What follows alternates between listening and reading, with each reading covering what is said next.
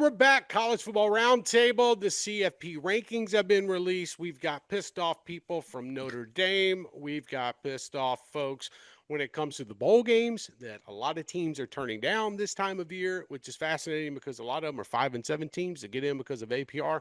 Subject for another day. Championship weekend was fun in Indianapolis and in Charlotte. Had some interesting games on Friday night. Atlanta, it was a mess, kind of what I thought it would be, guys. Yes. But we're rolling. It's Heisman week. The rankings are out. Army-Navy's coming up. We have our quarterfinal set. Chad Withrow, Jonathan Hutton. You can see them every day on Hot Mic from 11 to 12 Eastern Time, 10 to 12 Central Time. I'm sure they'll fill you in later on the complicated process of finding that page. But more finding it though, Trey, because of this podcast. More finding us. Exactly. Yeah, this podcast is helping. Thank you. Yep. Podcast helps. Yes. No, we're pushing along. We finally got it. We got about a week break now. We do have a game that's coming up weekend, and then we're going to have the quarterfinals, semifinals, and then the playoffs is rolling along. Chad is, as we look back to this past weekend, I think Alabama was just wounded. Georgia took advantage of them. I just thought Georgia was the better football team. Chad, and when you looked at it, I was trying to get excited for Indiana, Ohio State. It was a great game. Don't get me wrong. But, man, the ACC title game, I don't know, and presented the most drama because of the repercussions when it came to the G5. Just, Chad, we'll start off with you. Thoughts on this past weekend before we get into rankings. Yeah, look, I thought Alabama was really bad in that game, injuries aside. And it makes sense because Alabama, was kind of leaking oil the last, 3 weeks of the season. And I think Georgia's going into the postseason on a high. Those are two teams headed in different directions. Now, two things can be true. People that want to argue against Alabama say, oh, watch that team in Ty Simpson over the last few weeks. And I'm like, well, yeah, but also watch them in the month of October when their season was on the line and all they did was win, and win again against some very tough competition. The toughest stretch any team has seen, and they won those games. So they're deserving of a spot. I thought Georgia looked really good, and that didn't surprise me at all. Big Ten championship. Diego Pavia got what he needed with a low-scoring game, but he did not get what he needed in terms of an incredibly likable.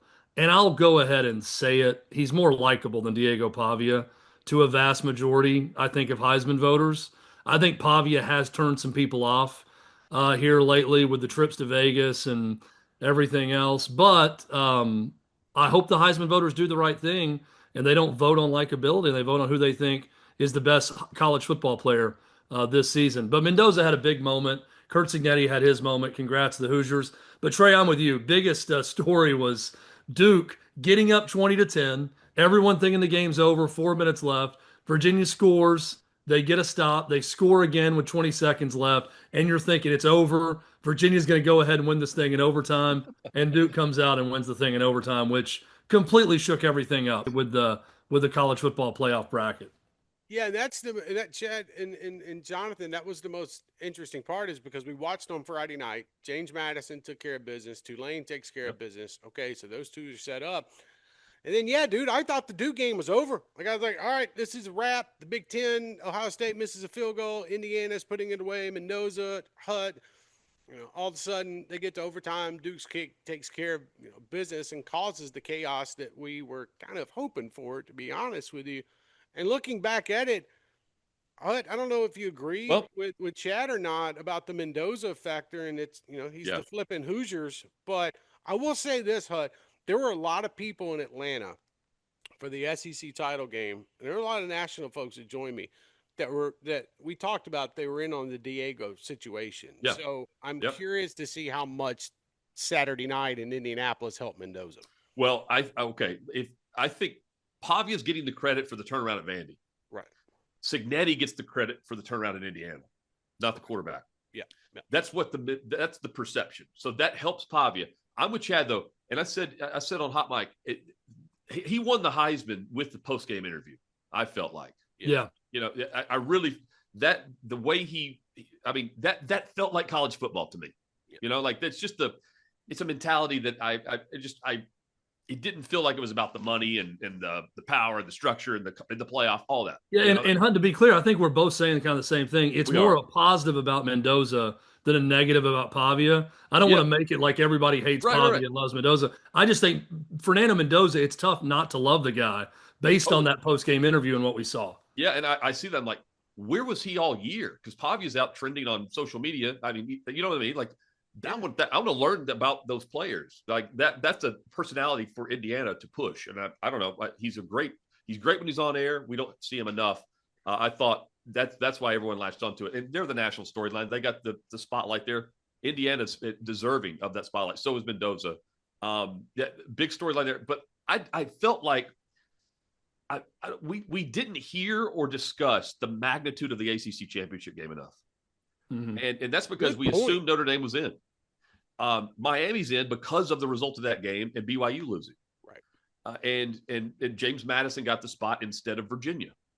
So I look at it and go, man, if I knew that going in, Notre Dame would certainly know that going in. Alabama thought they were out of the playoff potentially. Yes. They were the number one seed in the SEC. Right. Well, and Hutton, you're right. Like, we dropped the ball with that one respect. I didn't pick up on it at all. We talked a lot about, boy, if Duke wins, the ACC might get shut out. Right. And oh boy, that opens the door for James Madison to get in, without putting in the possibility that, well, it could open the door for Miami to be the ACC representative and kick Notre Dame out. I wasn't even considering Notre Dame not being in the playoff until I saw it happen. I'm like, oh, now it all makes perfect sense. Just how detrimental that Duke win was for Notre Dame. That's a great point. I think we all kind of dropped the ball on that last week. And Miami had to have that happen in order for head-to-head to come into existence. Well, the biggest thing every week. Right. Well, last week, look, we all noticed Miami creeping up the rankings over the past 4 weeks. Yeah. Like, we get that. But the problem is Hunter Yurachek, the CFP committee, did such a bad job explaining everything. You're kind of lost in translation to where they would finally say, okay, Miami versus Notre Dame. Let's finally talk about it. Like, we've heard the reporting, though. That was the biggest argument in the room every week was Notre Dame, Miami. Yes. So they have been debating that for a while. Right. I just found it fascinating. I know, and you're right. They always lean towards Notre Dame at the end, right? And this is not the first time they've gone head-to-head on that. Although Yurachek did say, he told the committee, go back and watch that game for that head-to-head matchup. I'm thinking, what? Like, where the F were you guys for the last 7 weeks where you didn't go back and watch? He also stepped in as the committee chair like 3 or 4 weeks ago. You're welcome. Yeah, so, man. Well, it's funny, but Booger McFarland said, now this is the first time they're going to look at all the resumes. That's all we've been talking about. We have complete about. resumes for the first time. I love Joey Galloway stepping in and said, what are you talking about? We had these 2 complete resumes last week, and they had them completely re-ranked last week. The head-to-head matchup that mattered, though, that I didn't figure out was Virginia-Duke. Yeah, that's a good point. Virginia would be in. Right. Notre Dame would be in right now. Because Virginia would take James Madison's spot as the highest ranked conference, the 5th highest ranked conference champion. And Notre Dame wouldn't have moved. Miami moved in to give the ACC a team, and James Madison got a spot. Okay, I'll ask you guys this, like, real quick question. If BYU doesn't get their ass whipped by Texas Tech for the second time this season, that game's if that's a 3-point game, who are we talking about here that actually gets in? Because BYU doesn't drop a spot, I think, if it's a close game compared to where they were. So is it, in your opinion, I know we're back now, but what would it have been? Just Alabama, Notre Dame? That's it? I don't know. How far did BYU drop from losing? 1 spot. But it dropped them out, though. They're the second team out. Notre Dame is the first team out. I think the magnitude of that, if BYU wins, Texas Tech's still in. They're high enough. Yeah. I think the Big Ten has 3 teams in the top 4. Correct. Yes, and that's what that means. I don't know if BYU. I don't know how they would treat that. Maybe Notre Dame drops out anyway based on this, because again, you would still have James Madison, although you wouldn't have James Madison, so BYU just takes that spot too. Right, and what we saw last week. I mean, also what we saw last week, Chad, was too when Alabama jumped up a spot, it should have been a signal to me and others. Like, I mean, it was, by the way, like, look, they could go to Atlanta and lose. I thought it would be. Yeah. They could go to Atlanta and lose by 7 to 10 points and be okay. Not that Alabama would go to Atlanta and get their ass whipped for 4 quarters and then they would still make the playoff. Like, to me, I thought there would be more of a question, but they didn't even drop. So here's the Alabama thing to me in a nutshell. And I said this Saturday night. I could not imagine a world where Greg Sankey was going to allow them to get knocked out of the playoff. Yeah. And there was a lot of people that were not SEC people. If you listen to Kirk Herbstreit and Chris Fowler during that game, who, by the way, know what's going on. They're getting texts. They're talking to producers. They know the deal. They are not acting like Alabama's in jeopardy at all. And they even go back to, but BYU in the same breath. Right. Kirk Herbstreit's going to say, but they looked really bad today. And I'm thinking, guys, come on. You're not fooling anybody. You know what's going on. Greg Sankey was never going to allow that. Like, I thought they might drop a spot or two because of the way they got beat, but I knew they were not going to fall completely out of the bracket because and I totally understand this. The last thing you want is for coaches to start to completely boycott that SEC championship and for there to be some sort of uprising that, oh my gosh, we cost the team a playoff spot because they had to play that game. That's the last thing Greg Sankey wants. It's the last thing ESPN wants. So given the precedent a year ago of SMU losing to Clemson and remaining in over Alabama, granted Alabama had one more loss at that point than SMU, I just knew they weren't going to drop Alabama out. So they weren't going to do it. And Chad, I agree with you on this with Sankey, but Sankey was pushing for this because of what happened to Bama last year. Just the resume comparisons alone. Alabama versus Notre Dame and Miami. Strength of record, Miami is 14th, Notre Dame is 13th, Alabama's 10th. Strength of schedule, Miami's 45th, Notre Dame 44th, Alabama 6th. And so when you look at this, the new metric at the College Football Playoff announced earlier this year, an additional metrics, record strength, has been added to the selection committee's analysis to go beyond a team's schedule strength to assess how a team performed against that schedule. This metric rewards teams for defeating high-quality opponents while minimizing the penalty for losing to such a team. Conversely, these changes will provide a minimal reward for defeating a lower-quality opponent. They cannot go off. The fact that that's a metric, they can't then turn around and not let Bama or let Bama fall out and have teams that are in the 40s for this metric allow them in with Bama out. That's the issue here. And that's why Bama got in. But Bama should be in. I mean, we saw them go through this gauntlet and win. They beat Georgia too. Yep. So and they lost to Georgia.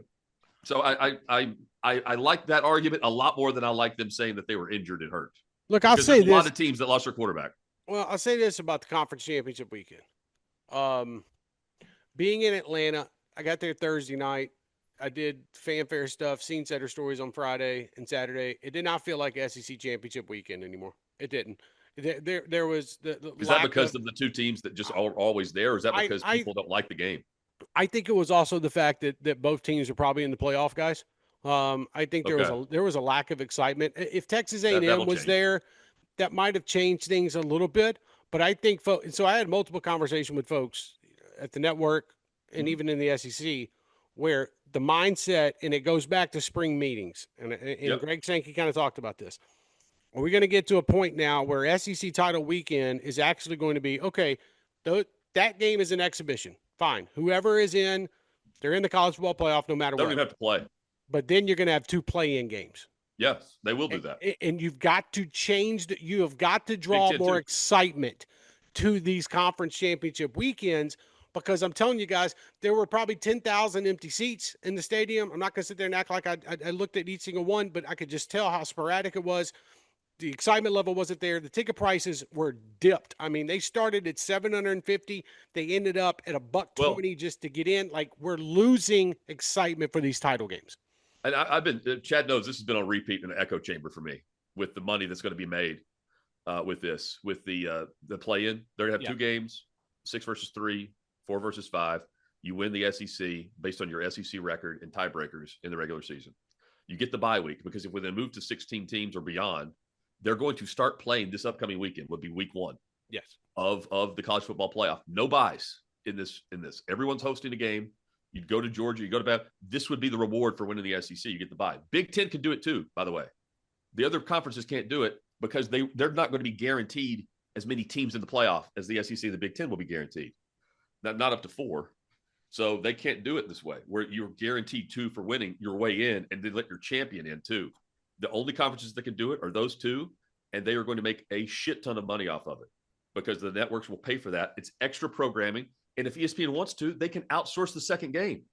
You can stage a game in the Dome in Atlanta, the Dome here in Nashville when it's built, and do a doubleheader, and it would crush. It's a moneymaker, and it makes sense based on the process that we're in. And you don't have to have a team play for just the sake of playing. I do think, though, the game still matters to these teams. Yeah. It matters to Kirby Smart. Yes. It matters to Ole Miss if they ever want to win a title in the SEC.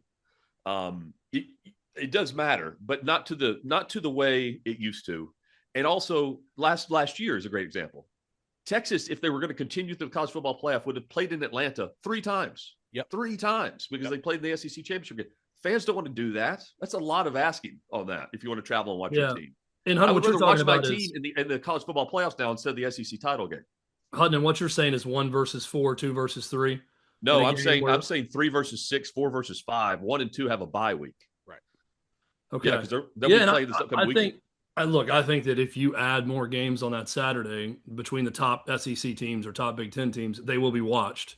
Right? If you air it, they will be watched on television. If you win, you're guaranteed to be in. Well, I think they also do it, guys. I think they do it, and somebody mentioned this to me, and whatever. I don't know if it comes to fruition, but you hold at least one of those games on a Friday, and then you hold the other 2 if you have to on a Saturday. But my biggest thing, Chad, I'm wondering is, even if that were to take place, you can't. I don't know if you can try to hold 2 games in one weekend in Atlanta. No, I think you can split it up. No, I agree. I think it's Nashville with the new stadium in Atlanta or another venue. Or I think it's a TV doubleheader. Right. It's not an on-site doubleheader. It's you split people up, and you have. I could see 1 versus 4, 2 versus 3 even, and you get 2 guaranteed buys in the college football playoff for the winners of those games. But from what I've read, they're not going to have any buys for any team. You're just immediately going to play. It'll be this weekend. So if you don't play the SEC championship games, you're 1 and 2, you're facing off. Everybody else would have a bye week except for you. The reward should be the rest. And that's why they're talking about potentially moving the Army-Navy game as well. Think about what that does for the regular season games. Tennessee's the 10 seed, I believe, in the SEC. Yep. There would have been a mathematical chance for them to get the 6 seed. And then they can play their way into the college football playoff. Like the magnitude of these games down the stretch strengthen, and I mean it's the playoff begins with the SEC schedule in this model. Yeah, and I'm curious to see, Chad, how the Big Ten would do it even down the road. But I do think that's coming. Yes. I think guys, they will have CFP meetings over the next month leading up to the final meeting that they do in Miami. I know that they'll hold one right after, but the deadline is coming up for ESPN. Notre Dame is also in that conversation. By the way, can I briefly just bring this up? So we've got Notre Dame who has this memorandum of understanding. Yes, correct. Or whatever it is. So in reading, next year they have the MOU. Correct. For 12 teams or 14 teams. Correct. Not 16. Not 16. Nope. So either 12 or 14. But if they decide to go to 16, they're going to have. I've been told by multiple sources they'd have to rip that up. They'd have to come up with a new agreement. Well, yeah, because the number's not in there. Or keep this in mind too. Next year is when this goes into effect. The Big Ten and the SEC are guaranteed like 29% of the college football playoff earnings each. And this is where the ACC and the Big 12 get less. It starts next year. It's not per team anymore. You get the per team money, but you're already guaranteed 29%, 39. I just know it's 29 or 39%.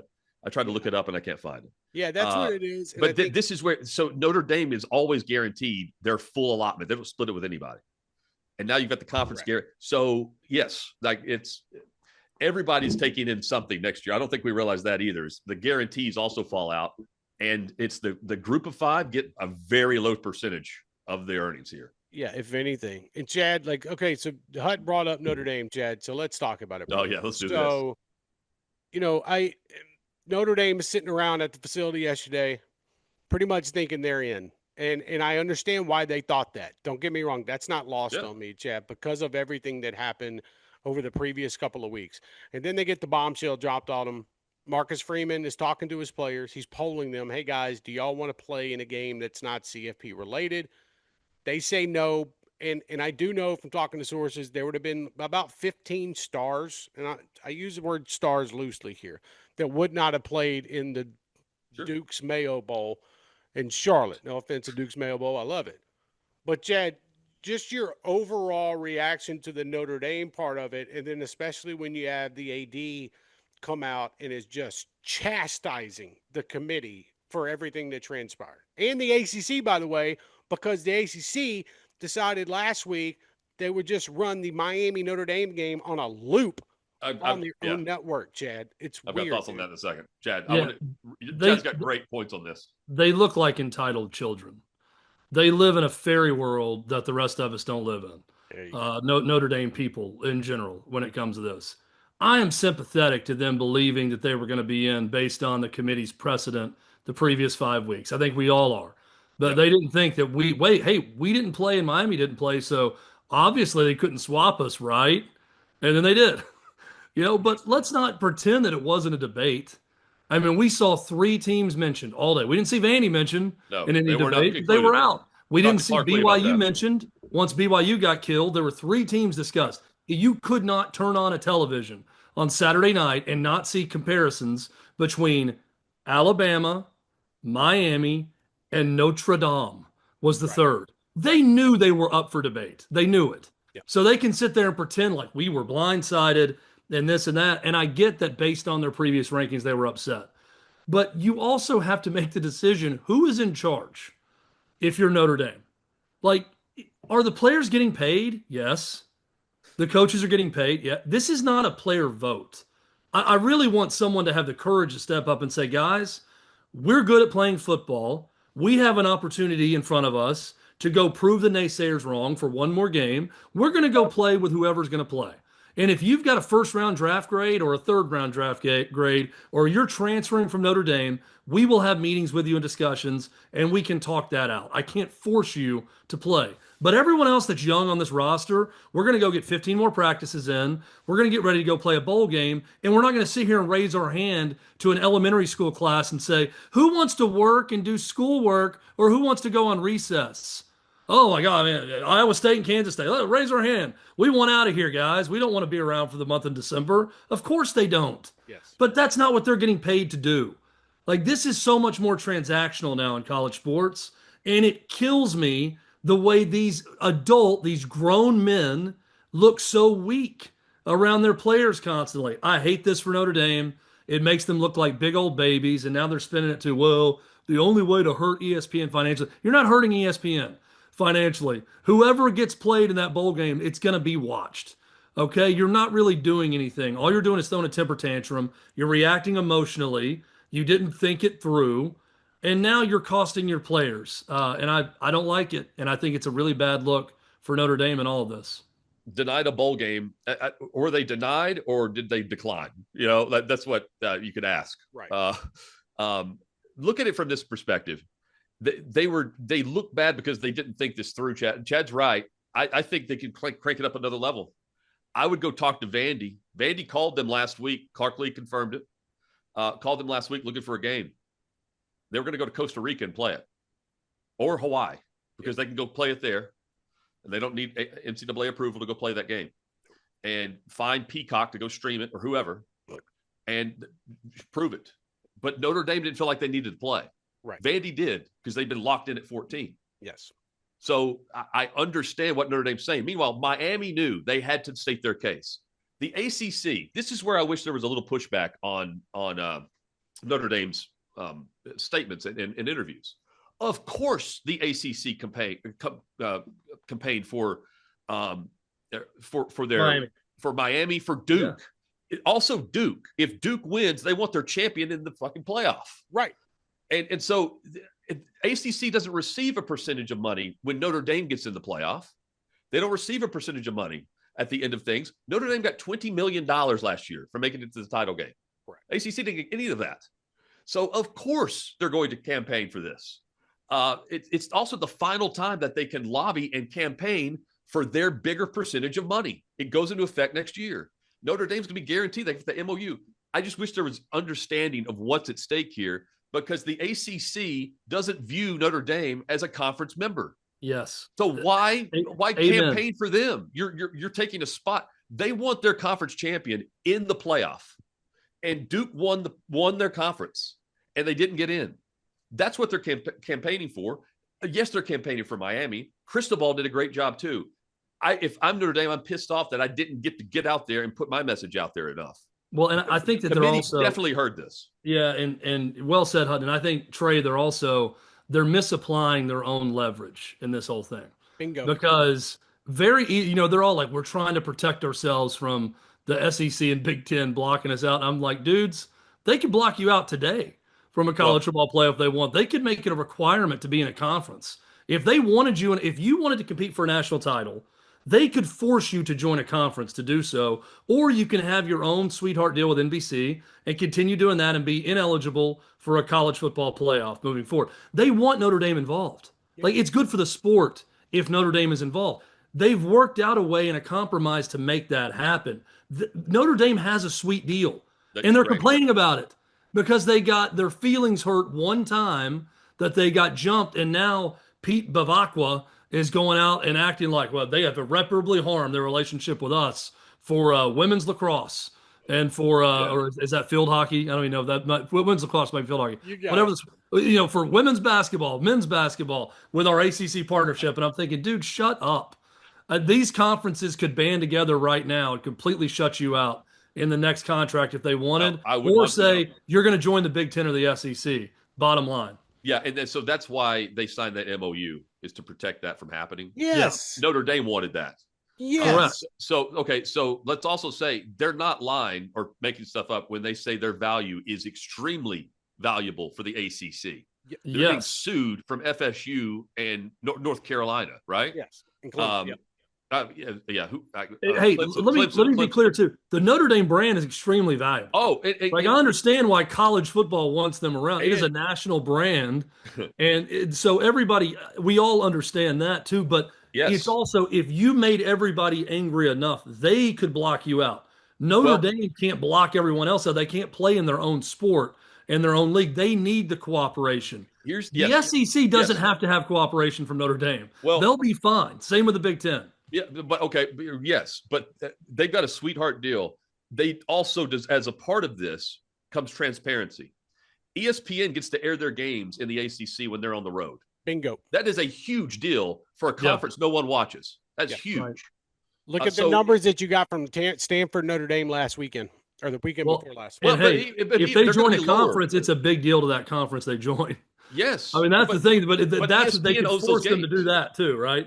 ESPN, the ACC network's playing that game on a loop because Miami hosted the game. Yeah, they're not playing the NBC broadcast when they're hosting. So again, like that is valuable because it's just more valuable. If you have something that's not as valuable, but you can still make a profit off of it, you want that. They're not paying extra for Notre Dame. No, and nothing. I think. And here's the thing: so they didn't. They knew Vanderbilt wasn't getting the playoff. Right. Barkley didn't. He said today he didn't even watch the selection show because he knew he was out. He knew it. And I put the graphic up of the comparison, the blind comparison of the three teams. Vanderbilt wasn't included. First time he'd seen it, and he had a great reaction. He started rattling off all these numbers. There's a reason why ESPN did not put them up there, and there's a reason why Notre Dame had a perception that they were in. I mean, and I get it, and it goes back to the talking points that we've heard. I understand both sides. Right. The talking points are wrong here, though, because there's no pushback on the fact. Of course, the ACC campaigned for their teams. And they were going to get in. And I think, guys, to wrap this part up, I think the biggest thing was if Virginia would have won that game on Saturday night, I think it throws in a lot more wrinkles than we're probably thinking about right now, because the Miami Notre Dame conversation, I think, would have been a little bit different because Virginia would have got into the playoff. And then you have to have the conversation. Right. And then you have to have the conversation. But they take – hey, and here's the thing. They should – Notre Dame and Vanderbilt should go play their own bowl game in Hawaii. Yes. Like that would be awesome. Notre Dame won't do it. Like Vandy's got the courage to do it. They'll go play anybody. I believe Barkley when he says that. They want to play football. Notre Dame don't want to play football. They held a vote. We're done. When you say they didn't think this through, you're right. But they could have sent a message and just done this on NBC. And both teams make a bunch of money. The players play when they get paid. Right. I would be interested in that, and I would absolutely watch the game for the interviews alone. And guys, the biggest thing is they're not contractually obligated by the networks to go play in a bowl game. Period. They just don't have to, and that's for all these teams. So they could have gone and done it on pay-per-view on NBC. They could have done whatever they wanted to do. Why are 5-win teams opting out? Yeah, well, because a lot of these are coaching transitions that you're seeing right now at these schools, like Rutgers. I get, but a lot of them have turned into their off-season programs, and they're just decided we're not going to get involved in it. They really hit the portal, I think. No, right, and they're about to hit the portal. And also, by the way, that Duke's Mayo Bowl game, if I'm not mistaken, that's on January 2nd, the day the portal opens. So you had teams that didn't want to play in that game too. So going to get fascinating. Hey, man, this is why these topics though are why we don't like June and July as much, right? Because we don't have that. It's not as detrimental to their storylines, but not nearly like this. No, and it's going to be. I love this time of year. Yeah, and I think it'd be a hot button topic, and I think this will stay on through spring meetings. I think guys, it'll come to a head at spring meetings where votes take place. Trey, which bowl game are you going to? Which conference or college football playoff game? So what I've decided is, guys, I think the biggest storyline. I know they already played this season. I'm not talking about Alabama, Oklahoma. I'm not going out there for that offensive shit show. I thought you'd go there. I think it's going to be Oxford. I think it's Ole Miss versus Tulane. Let's see if Kiffin hovers around the air in an airplane just to act like he's there somehow. I just feel the Texas A&M Miami game, to be honest with you, the best. I think it's going to be probably the best game of the weekend. It's the best. Right. I mean, with all due respect to your game in Oxford, that was 45-10. We've already seen that game this year. It's not going to be pretty. But I understand the storyline with Pete Golding taking over and everyone rooting for Ole Miss to spurn Kiffin in that deal. But there's also a strategy, boys. I'd have to go back to Dallas a week later for the Cotton Bowl. There you go. Two trips to Texas in 2 weeks. Don't feel like doing it. So Trey, you're playing chess, not checkers. Is what I want to say this. In 2 weeks for the Cotton Bowl, who would that be in that game?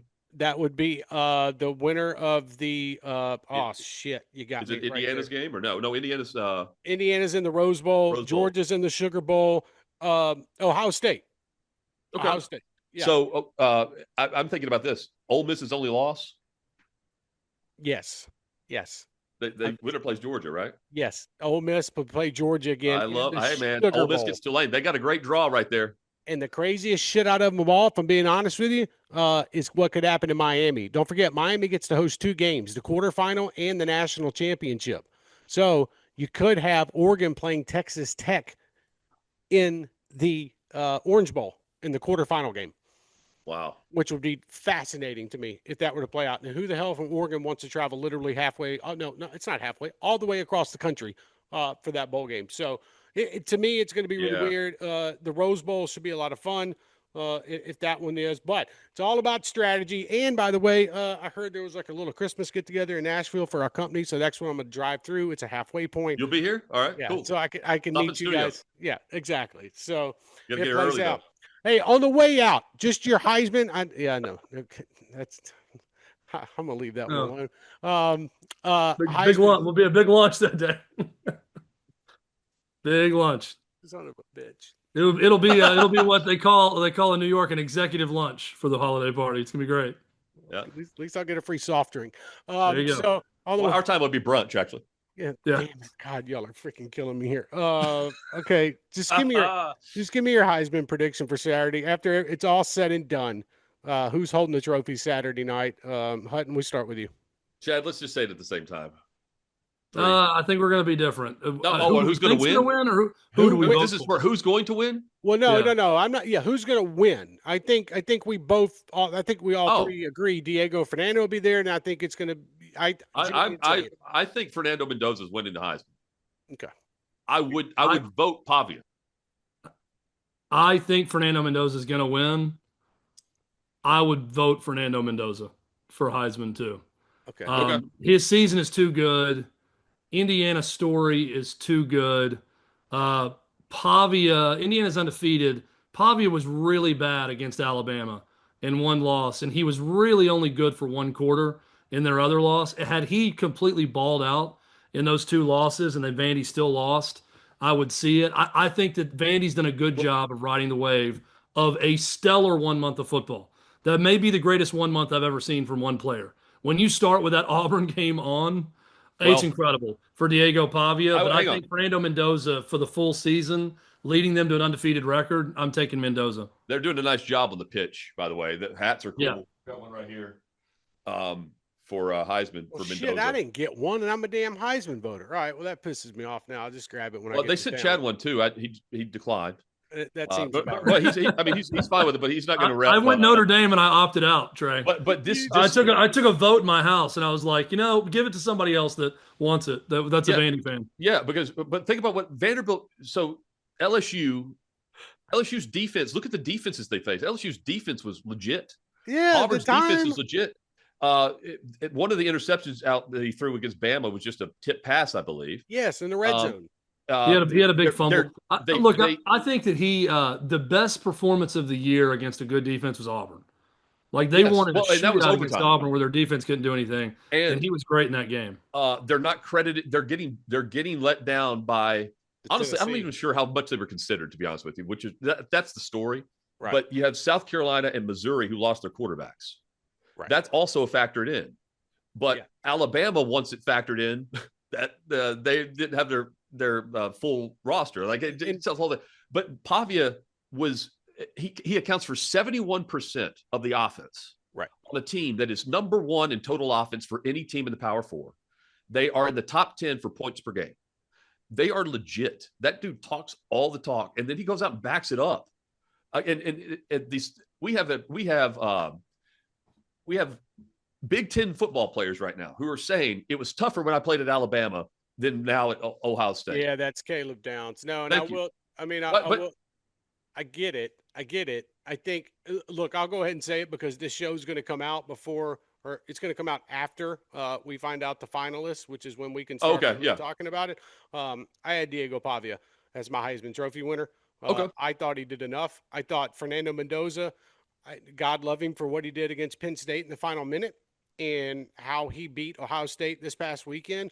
I was just really torn because I watched Diego Pavia tear teams up throughout the season. I get Alabama, and he's so much fun to watch. And I get the Texas game, but you have to separate Diego Pavia off the field, Diego Pavia on the field.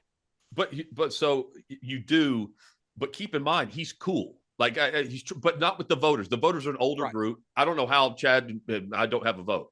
Trey, I will say in Atlanta, I'd have a vote. Yes, and I did. I know you do. Can you help us with this? I don't know how it becomes. I would say we actually watch games.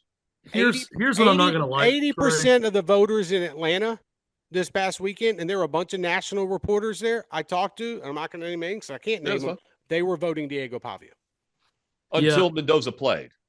I don't know. I wasn't with him at 9:30. Right. But he had final say. I think that here's what's going to bother me though, guys, and we know this is going to happen. This vote is going to come down to geographic lines, and we're going to look at that map of 830 voters. And to me, I think the Midwest is going to be heavy Mendoza. The Southeast and Southwest will be heavy Diego Pavia. The Northeast will be split. The West Coast, I don't know what they're going to do, but it might come down to the West Coast. I feel like it's electoral college when it comes to Heisman. And I really wish it could just be more, man, everybody's really watching all the college football and they don't have a regional bias and they're going to vote with who they think it is. But we see it across the network, so why would it be any different with Heisman votes? Right. Everyone picks a side based on their allegiance, and they're going to pick with that side. I would go Mendoza. I'm in the South. I would go Mendoza over Pavia. So I guess I'm one of the exceptions, although I think Pavia is very deserving also, and he's going to be in the top two. But I don't think many people are going to vote that way. I think it's going to come down to regional lines. And I agree. Yes. But the margin for this vote is very, very thin. Like it is, right? It's very close. Who cancels out the quarterback that we're talking about? Is it Sayin, Jeremiah Love? There will be people that vote them. Yes. Not many anymore, but there will be people that vote them, and you get points. It's tiered, right? First, second, third, whatever points for the play. It is. So who's the quarterback that is like third most often? I had Julian third in my rankings. Okay. I had Julian third in my rankings. I didn't think Jeremiah Smith. I know they tried to put on a campaign. If Julian would have had a game-winning drive, where would he be on your ranking? Probably second, to be honest with you. Because here's the only reason. I'll leave it at this. So Pavia would win. Right. All we did this year is talk Interesting. about how teams went into tough environments and shit like that. Okay, well, what Mendoza did against Penn State to me does nothing. I don't care how tough it is Okay. to play at Penn State. I'm sorry. That's not a knock. Yeah. That's just reality. A post-game interview does jack shit for me when it comes to who the best player should be in college football. It's not the best representative that can talk with the media. It's who is the best college football player in college football. I think, to me, it was Diego. I think I agree. we were having the same conversation last year about Indiana's quarterback, and it wasn't Mendoza. So it's just for Vanderbilt. It's not a loss for Vanderbilt here. No, they're going to have their first ever finalist. Yes, but Pavia, it's incredible what he's been able to do. And by the way, and that's not biased, by the way, for people out there watching. I have been to plenty of Indiana games this year, plenty of Ohio State games this year, and a few Vanderbilt games. It's just straight up what I've seen on the field. And my lasting image of Diego Pavia was beating the dog shit out of Tennessee in Knoxville and running to the end zone and striking the post. So is what it is. The Pavia Vanderbilt family has 2 losses to top 13 teams on the road. Right. Yes. Ohio State. Trey, I'll say just like you don't care if about the end of game interview with Mendoza, which I respect and get. Yeah, I do not give a damn about a guy doing a Heisman pose that he planned with his offensive line being the deciding factor, because I've seen that multiple times. I saw it with Charles Woodson. I saw it with Desmond Howard. I've seen Johnny people have poses that get it done, right? Right. Like Johnny did it all the time. That's what I'm getting at. These extracurriculars do nothing for me. I just want to see it on the field. And here's the thing about the college football player Diego Pavia. He is playing in his bowl game. Right. We had an interview with Clark Lee today that it's available on our YouTube channel at Outkick Hot Mic. You have to put the at symbol at Outkick Hot Mic. The headline is this: "We'll prove it by playing." That's Clark Lee. Yeah. That's also Pavia. Right. I love that. Yeah, and I just think, guys, to close it up, I really think bet Vandy in this. Iowa, may God have mercy on your soul. I just think what they were able to do this year and how they were able to do it. I don't think they do it with another quarterback. Sorry, period. And I think Indiana could plug another quarterback in there, and that's no disrespect to Mendoza. I saw them do the same thing last year with a different quarterback. So I not win a Big Ten title, but I'm just saying in this spot. And I love Mendoza. I feel weird being a guy that I feel like I'm like Manny Midwestern over here. You're not shilling for the Big Ten. But you guys are putting me in a position to defend Mendoza. Curtis Rourke ain't beating Oregon on the road. Curtis Rourke ain't beating Ohio State. I'm sorry. Fernando Mendoza beats Oregon on the road and puts up big numbers. Fernando Mendoza makes winning plays against the best defense in college football, by the way, by far, in Ohio State, and wins a Big Ten title. I don't think Indiana's great. I don't think it's plug and play. Now, is Pavia I meant that as no disrespect ever either, to play in a 10-back offense? Yeah, he's the perfect player for that offensive system at Vandy. I will give you that.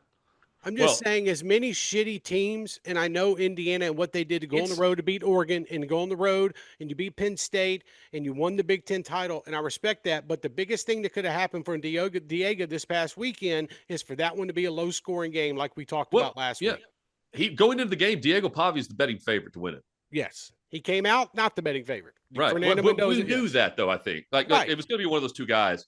It's a close vote. It's just the fact that, I know too much about the Vanderbilt program right now. I know that he came in and told Clark Lee, I want to win a title for you. Right. That was in the transfer portal. Yeah. And I'm here to tell you, they're one of the 12 best teams in college football. Yeah, I think Would they beat A&M? Yes, they could.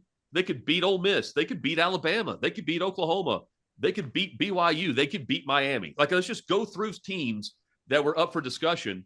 And it's weird that you have a guy that's with Theo Vaughn that's trending on social media and a Heisman finalist and a team that's 10-2 in the SEC, and they're not even considered to get the college football playoff. I don't know why that didn't happen. To me, that's a huge storyline, and you got a personality that's going to come on your network all the time.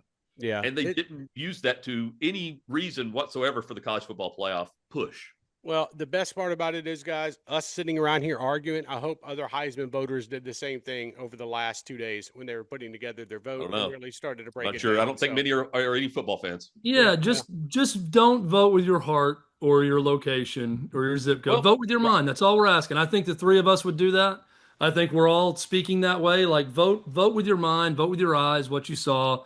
And I think that we got two very clear-cut, deserving winners that it's going to come down to the wire with both those guys.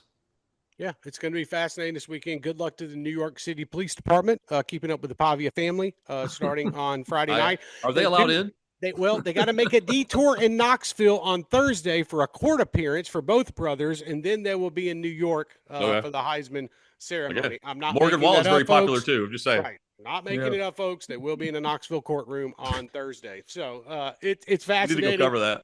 Yeah, it's actually a good idea. Damn it, that's actually a good idea. Right, that's where you need to be camped out there and get the first exclusive interview with Javi Pavia after his court date. That's really.